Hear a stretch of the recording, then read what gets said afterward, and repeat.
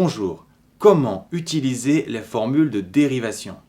Dans cette vidéo, je vais vous montrer à travers quelques exemples comment bien réagir face aux différentes difficultés et comment rédiger proprement. La première question à se poser quand on doit dériver une fonction, c'est quelle est sa forme globale? Ici par exemple, on a affaire à une somme et face à une somme, c'est très simple, pas la peine de rédiger, on avance morceau par morceau, ou plutôt terme par terme. Le premier terme ici, c'est 3x³. Le 3 multiplie le x³, donc on le garde. On obtient donc 3 fois 3x², et 7 est la dérivée de 7x plus 6. Après simplification, on obtient 9x² plus 7. Deuxième exemple. Ici, nous avons affaire à une somme en haut, une somme en bas, mais globalement, c'est un quotient. En fait, les dérivés fonctionnent un peu comme des poupées russes qu'il faut déplier. On regarde d'abord la plus grosse poupée, puis ensuite on déplie pour découvrir les formes ou les poupées à l'intérieur. Donc, la forme globale est un quotient de type U sur V. U est égal à x² plus 7 et V est égal à 2x moins 1. La formule d'assemblage associée, c'est U'V moins UV' sur V carré. U et V étant des sommes, pas la peine de rédiger, on obtient simplement les dérivés. Ensuite, avec le plan, en remplaçant, on obtient cette expression qui est relativement lourde, puis en simplifiant, celle-ci. Enfin, deux points concernant la rédaction. Vous aurez remarqué que les x ne sont pas présents dans les formules d'assemblage. On peut par contre vous demander de préciser ici que U et V sont continus et dérivables. Ici, nous avons affaire à une fonction h de x égale à x² racine de x plus x qui contient une somme et un produit. Mais rappelez-vous, c'est la forme globale qui prime. On a donc une somme qui contient un produit. On est donc tenté de partir avec une décomposition de type U plus V. Ensuite, il faut préciser que U est égal à un produit R fois S, avec R qui fait x², S qui fait racine de x. Et on a déjà 4 lettres qu'il faudra dériver. Et ensuite, il faudra utiliser des formules d'assemblage. Ça va nous prendre un bon moment et on risque de se perdre en route. C'est pour ça qu'il vaut mieux éviter cette méthode, parce qu'il y a une seconde méthode qui permet d'utiliser seulement 2 lettres. En effet, comme la dérivée d'une somme est simple, on peut sauter l'étape U plus V et réécrire H comme U fois V plus X. Et ensuite, c'est classique. U est égal à x², V racine de X. On utilise des formules de référence, puis ensuite on dérive en utilisant la dérivée de la formule d'assemblage. Ne pas oublier qu'il y a x dont la dérivée est 1.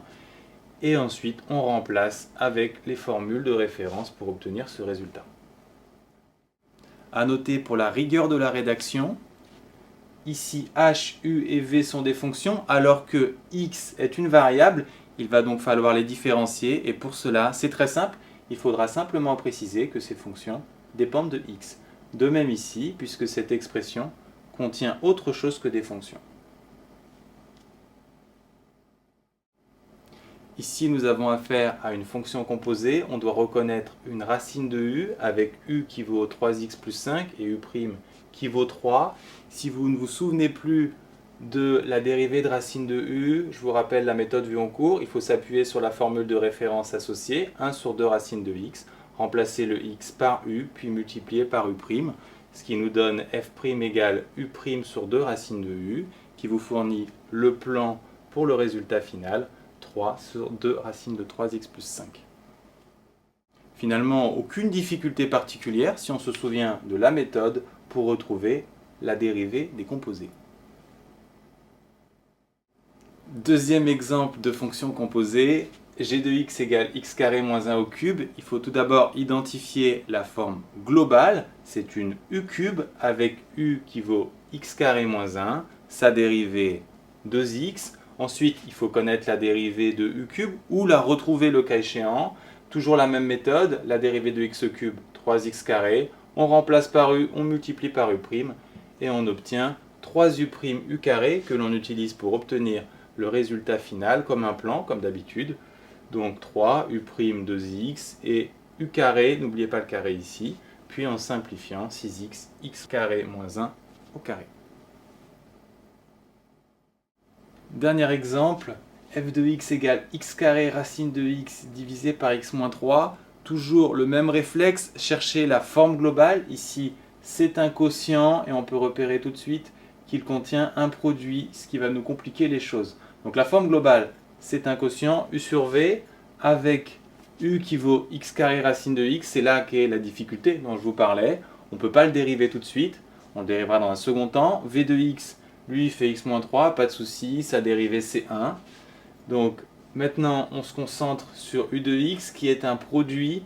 Donc on va noter RS, on doit introduire deux autres lettres. Donc le R correspond à x carré et le S à racine de x. On utilise les formules de référence. On garde son courage.